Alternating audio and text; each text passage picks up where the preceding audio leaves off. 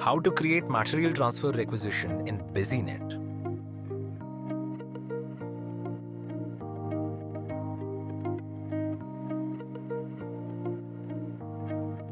Users can create material transfer requisition against transfer type such as branch or warehouse transfer.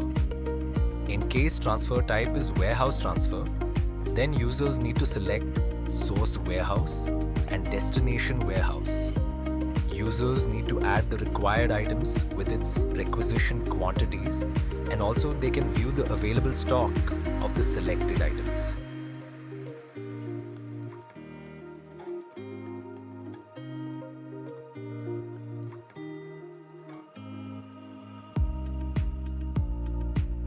Once document is approved, users can generate PDF print of the respective document.